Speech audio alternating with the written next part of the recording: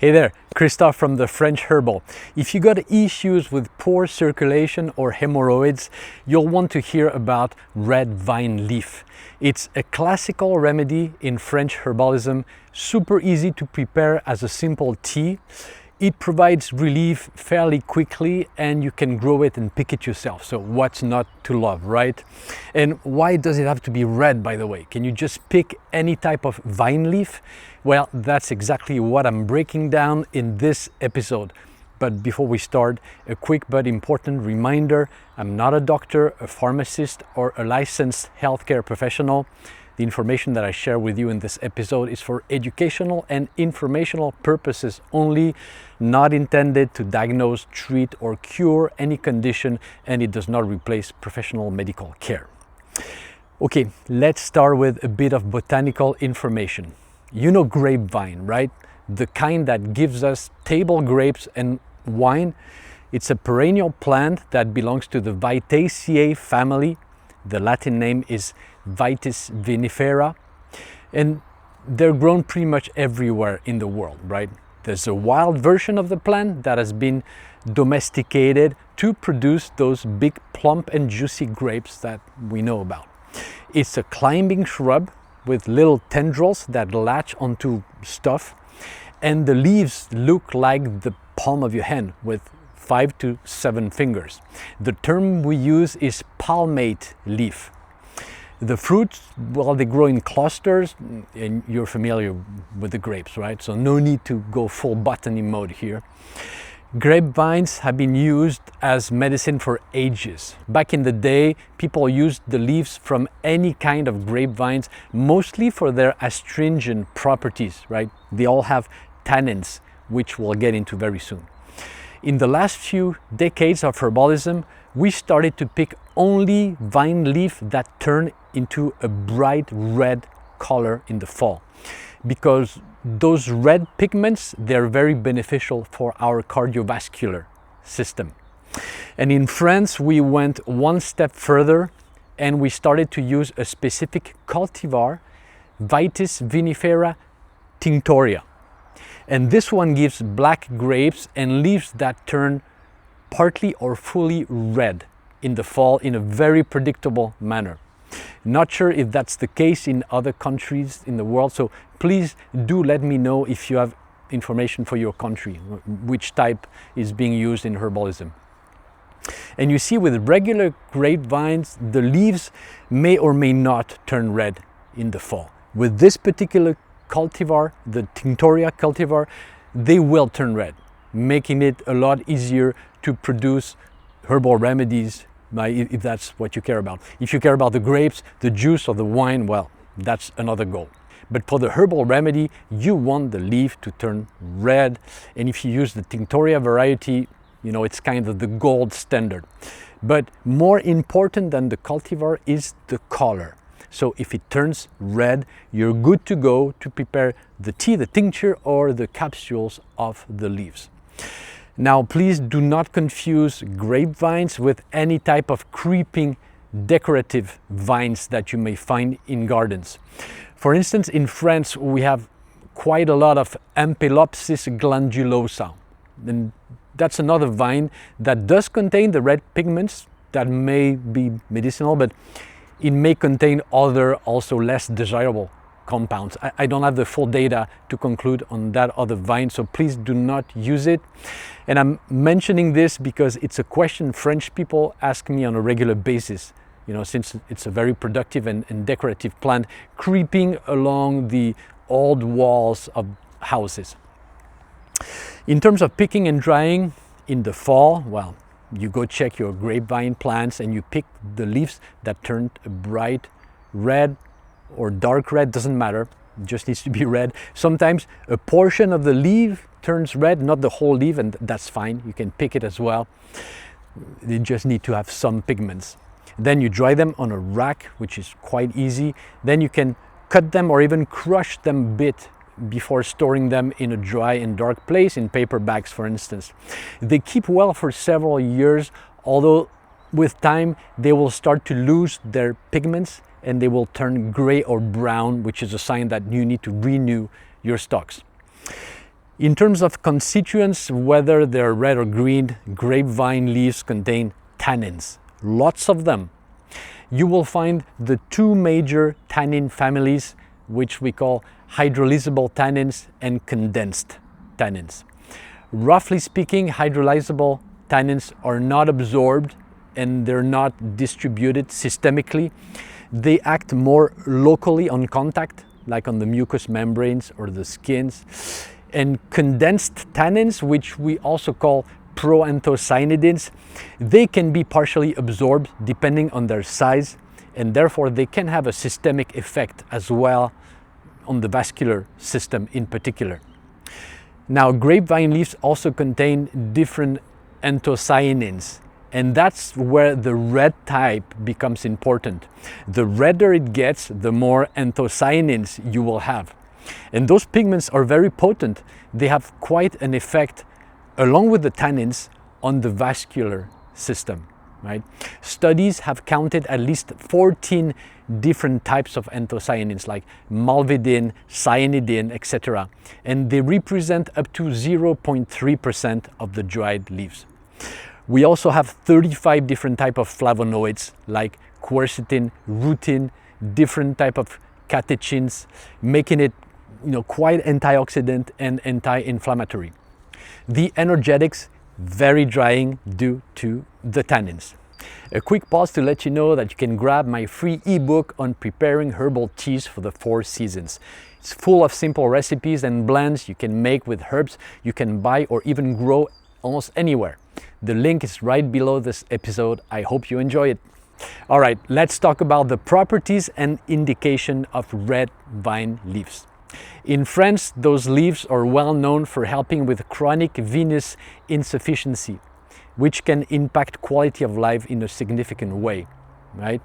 It usually gets worse if you have to stay static, like in a sitting position, or worse, in a standing position, because blood will pull down in the lower limbs. It gets worse when it's hot outside in the summer or when you take the airplane, and your physician may have recommended that you wear compression stockings during aggravations, which is always a good idea. It can manifest as swollen legs, varicose vein, that heavy feeling in the ankles and feet, pain or cramps in the calves, leg fatigue, itching, tightness, etc. So go see your doctor to get a full examination and diagnosis, of course. Now, sometimes this runs in the family. If mom and dad had venous insufficiency, the risk will be higher for you. So preventative measures might be useful, say in your 30s or 40s, right? Not waiting until it fully manifests. So red vine leaves will act as a tonic to those weak vein tissues. And here is what it does. The tannins, the proanthocyanidins in particular, they will strengthen and tone the walls and the valves of the veins. Also, it has a mild vasoconstrictive action, so helping the veins to tighten up and improve blood return. It reduces capillary permeability, so it prevents fluid leakage from the veins into the tissues and therefore reduces swelling and edema. Some human studies have measured calf and ankle circumference, and they have shown a significant reduction compared to placebo. And all references are on my website as usual.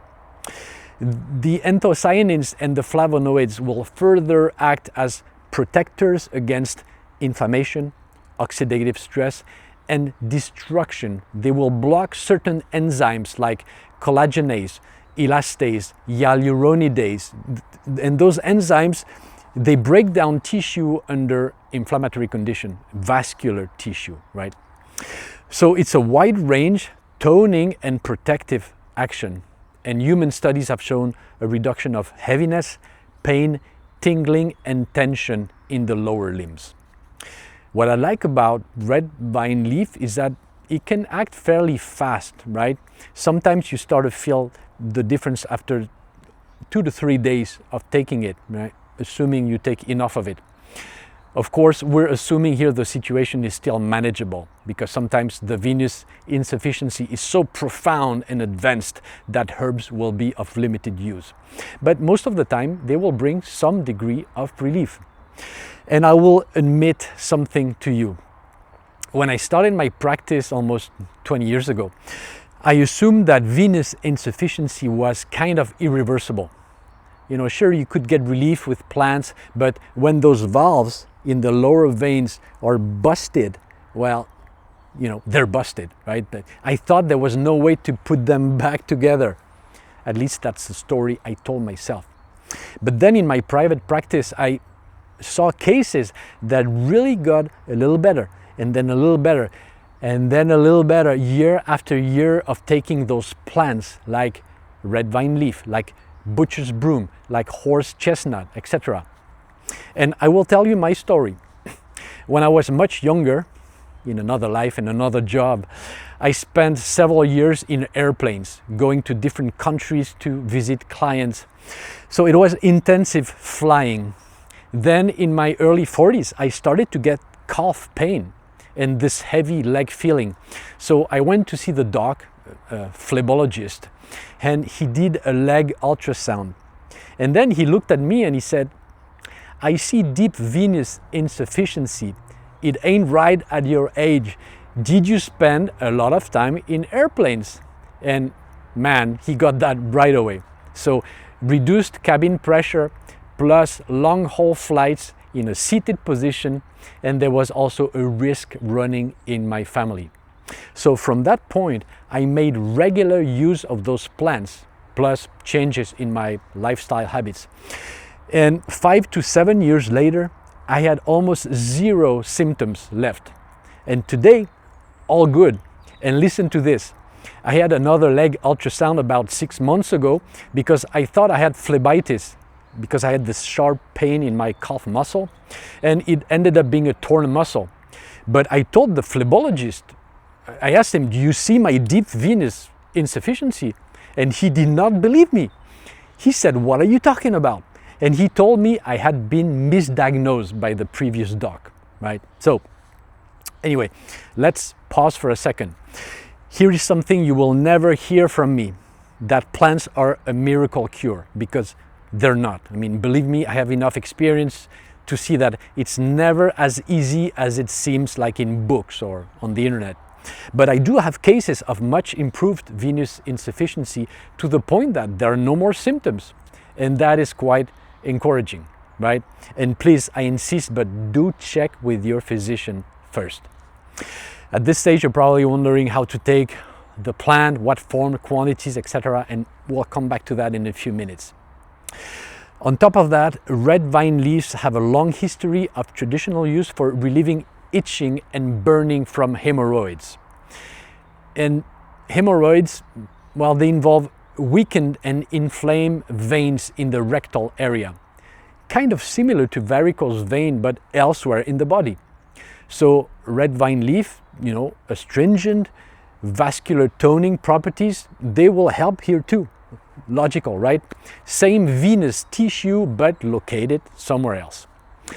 So here you would take it internally, plus you would apply it locally in the form of a sitz bath in which you have added a strong red vine leaf tea, or maybe you put a couple of drops of the tincture in a pea-sized amount of aloe vera gel. You put it in your hand, put the couple of drops, you mix it well, and you apply it. Now, careful, not too much tincture, otherwise the alcohol will kind of burn. So, and an infused oil of the leaves would also work. Here's another use. It can help with fragile skin capillary, like spider veins or easy bruising. You know, some people are very prone to that. They bang against something and those tiny capillaries, they break very easily, turning the zone dark blue, whereas somebody else would barely get a scratch in the same situation. So it's usually some kind of constitutional weakness that needs support in those people. And in the realm of herbal medicine, we usually go to plants rich in proanthocyanidins, those condensed tannins we talked about, and rich in flavonoids too, the same find in red berries, etc. So red vine leaf is perfect for this situation. Taken regularly over years maybe, it will strengthen capillary beds. And you could add plants like Centella asiatica to the mix. We'll talk about Centella in another episode. Okay, here is another use. With all those tannins, red vine leaf can slow down diarrhea without stopping it completely, right? That's not the goal.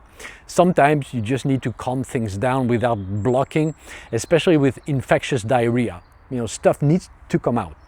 And here we should note that tannins are also antibacterial, antiviral, and antifungal on contact, which is an added bonus for those infectious gut situations.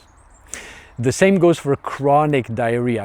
Tannin-rich herbs, they can help stabilize the situation, as can mucilages. And we talked about that in the episode on linden flowers, the fact that old doctors thought that plants rich in mucilage were sometimes more helpful than plants rich in tannins to calm diarrhea, because soothing and calming the fire was more important than astringing. And by the way, another category of herbs that can help with bouts of diarrhea are antispasmodic plants, because spasms and cramps are often involved. So here we could think of fennel seeds, peppermint, German chamomile, and lemon balm, for instance. And as a side note, you see how you could make a balanced blend by knowing your plant constituents, right? You could think, well, I need a bit of tannins, red vine leaf. I need a bit of mucilage, linden flowers. I need a bit of certain aromatic compounds to calm those spasms, fennel seeds, etc. And with practice, you'll be able to formulate a nicely balanced blend. And how you formulate this blend will depend upon what you want to accomplish, so the plant properties and the constitution of the person as well, right? And understanding constituent families can help you in that process, because one big property could be, say, anti-inflammatory, but it might be achieved via different constituents and different routes of action. So having a basic knowledge of constituents can help you to broaden the effectiveness of your blend, right? Of course, it's not the only way to see herbs. There are many ways and they're all important, but don't be scared of learning a bit about plant constituents, at least the big families. Another classic use for tannin-rich herbs is to slow down bleeding, and we call that property hemostatic. Red vine leaf has been used for heavy periods, for spotting, for perimenopausal bleeding, and for bleeding caused by fibroid. The astringent action will tighten and tone those oozing capillaries to slow down bleeding. And of course, whenever there's bleeding, please check with your physician first. You can use a red vine leaf tea as a mouthwash for gum inflammation or as a gargle for sore throat. It can be used for rosacea, which is a redness and swelling around the nose, the cheeks, the forehead, and the chin. And there's superficial blood vessels that are dilated, and that's why it looks so red. So a red vine leaf tea applied on the skin will strengthen those overreactive blood vessels.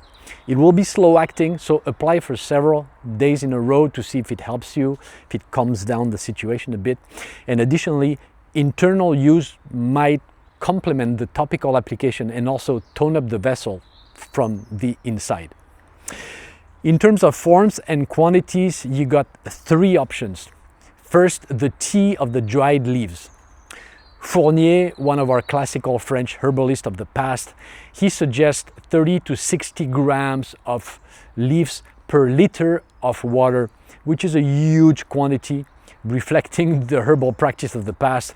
Today, our digestive tract and our overall constitution have become a lot more reactive. So way too much. I would start with a lower dose. 5 to 10 grams per liter is often mentioned in modern reference books, which is quite a difference. And even simpler, 1 tablespoon of the chopped leaves per teacup is more than enough. Valnet, one of our classical French herbal docs, he recommends 2 to 4 cups a day between meals. We'll see why in a second. And he recommends a quick simmer, like 2 to 3 minutes simmering, so technically a decoction, plus 10 minutes steeping, then you strain and you drink. You can also use the tincture of the leaves, so an alcohol extract. The easiest way is to prepare or buy pre-cut dried leaves and use 45% alcohol. And I use the traditional 1/5 ratio, so 500 milliliter of a 45% alcohol for each 100 gram of dried leaves. You need to cut them very small or the alcohol will not cover the leaves. And here's one quick trick. You put the alcohol in the blender, enough of it, then you gradually add the cut leaves, you mix it all together, and the alcohol should then be able to cover the leaves entirely when you pour that mush into a jar for maceration, and then you shake the jar daily for 2 weeks before straining. The dose, 30 to 60 drops in a little water, 2 to 3 times per day, depending on the situation. Great combos with horse chestnut tincture and also butcher's broom.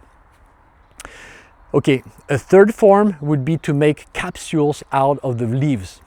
And here you take the dried crushed leaves, you put them in a coffee grinder, you grind them, you sift them with a little tea strainer, and then you use a capsule making machine to fill your capsules and to close them.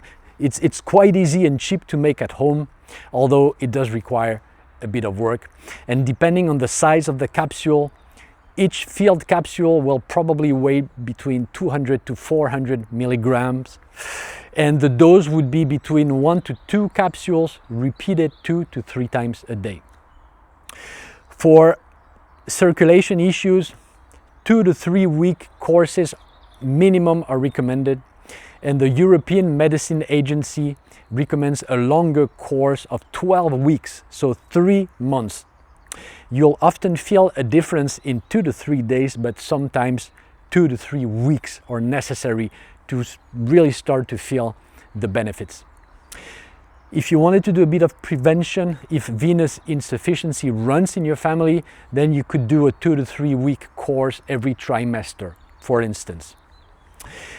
In terms of precautions, take red vine leaf preparation at least 1 to 2 hours away from meals, from medications or from supplements, because tannins will interfere with the absorption of drugs or nutrients like iron, calcium, etc. As with many plants rich in tannins, there could be some kind of gastrointestinal upset or nausea, depending on the dose and the sensibility of the person, although it's fairly rare at the doses I mentioned. And that is pretty much it for a plant that grows abundantly around the world. If you pick in a field that does not belong to you, say belonging to a wine producer, always ask permission, of course. And people are usually kind and curious, so they may ask you for advice along the way. And do pick on vines that have not been treated with pesticides. That's a given. I hope this very simple remedy can help you. It's really a must-have in every herbal cabinet. Thanks for being here. I will talk to you soon for the next episode of The French Herbal.